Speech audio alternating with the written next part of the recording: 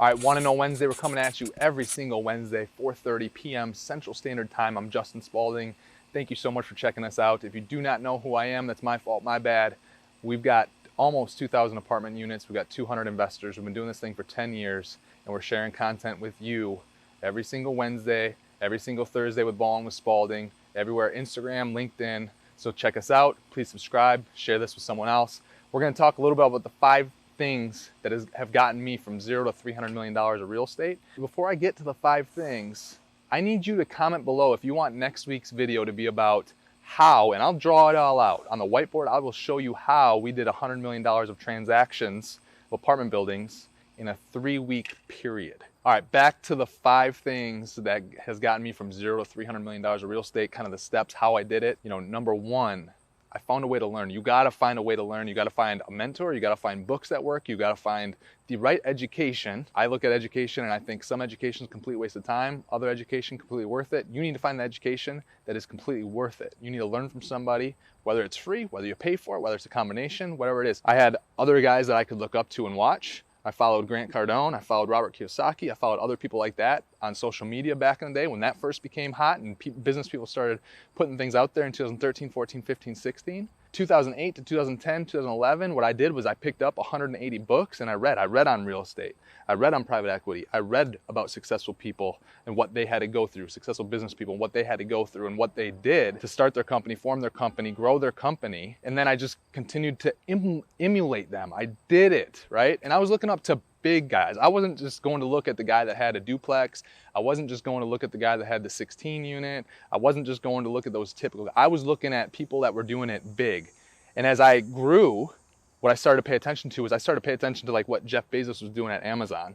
I started to pay attention to what Blackstone was doing in their investments and KKR was doing their investment with real estate and other businesses. I wanted to be able to think big, right? And learn big as well. And I'm still learning every single day. I'm still learning. You can't just learn just to learn and then don't do anything with it. That's a waste, right? You're wasting your time, you're wasting your effort. You might as well, at that point, you might as well go chill on a beach, go hang out with family, whatever. But if you have the ability to go implement and the drive to go implement and the courage to go implement, then you got to find ways to learn how to do things, right? And I found a lot of ways not to do it that saved me a lot of time. I found ways that helped me do things that I thought was going to take 10 or 15 years. I found ways to learn that shrunk that 10, 15, 20-year goal down into 2 years, 3 years, 4 years, 5 years, right? The second thing is you got to find a way to make money. My way was direct sales. I'm still involved in direct sales today and it's paying me every single month. And when you're making money, you got to find a way to save that money. So that's number 3 is save the money, save the excess for savings. Don't put it in a 401k is my recommendation. Do not put it in an IRA. That's my recommendation. Do not just go buy stocks. Let it sit in a savings account, a money market account while you continue to learn, while you continue to make more money until you start to go out and learn enough that you can go out and find deals to put all that money into, right? So you want to stack up and save that as an investment savings. Going back to step number 2 and talking about a little bit about making money, you don't have to be the person that's making $300,000, $200,000, $100,000. I know people that make $40,000, $60,000, $70,000, $80,000 a year, and they've been doing that for 5, 10, 20 years, and they're millionaires or multimillionaires because they live below their means. As they make more, as they get more raises, they don't get a fancier car, they don't get a fancier place to live, they don't go to fancier restaurants. They save that money and then they invest it, and then they invest some more, and then they do it again. And you get 1 or 2 or 3 investments rocking and rolling, you're gonna wake up 5 years from now and you're gonna be like, what is going on? Holy crap, my money just 2x, 3x, 4x, 5x, 6x, 10x. I've got deals that we've been in for 9 years that we have 50x'd. That's insane, right? We've 50x'd equity. And that can happen, but you've got to find a way to learn so you know what you're doing. You got to find a way to make that money. You got to find a way to stash that money, not spend more. As I started, when I first got out of college, my first year out, I had all my friends going to get these salary jobs. And when we came back to school, they were like, man, made 70 grand my first year. Holy crap. And I'm like, shit, because my first year out, I think I made like $12,000 or $15,000 or something like that. But I knew that $12,000 to $15,000 that I made, that wasn't actually a reflection of what I had done or what I was doing, right? Because I was building for the future, right? And so when you're on this path, don't look around and compare yourself, because over time it's going to compound. So learn, find a way to make money. As you make more money, don't go spend it on stupid shit. Save it, keep learning, right? Save it's number 3. Keep learning, keep making more money, keep stashing. And then number 4, you're gonna pull the trigger. What I mean by pull the trigger, that's using and implementing what you've learned. It's using and implementing your savings that you saved from earning money, putting it into a deal. Don't keep making excuses. Now, this doesn't mean just go buy any deal that you come across, right? Because I got to go look at 25, 50, 100, sometimes 300 deals before I find the right 1, 2, 3, 4, 5 deals to put my money in. There's always, I also want you to understand, there's always a way to try to get out and escape and to come up with a reason to not do a deal every single day. Even the best deals that I have done, I look back and I reflect, and I can think of times during that due diligence period prior to buying it where I was like, man, shouldn't do this. Man, that's a red flag. Shouldn't do this. Ultimately, I looked at what was the best thing that could happen, what was the worst thing that could happen, what was most likely to happen.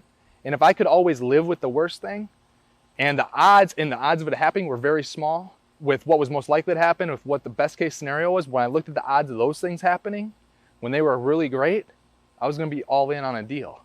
I looked at how bad deals could do, and I still make it through. So you gotta be smart, but don't let yourself talk yourself off of the diving board of investing, right? You gotta be able to dive in, learn, find a way to make money, save the excess, stash it for a future investment.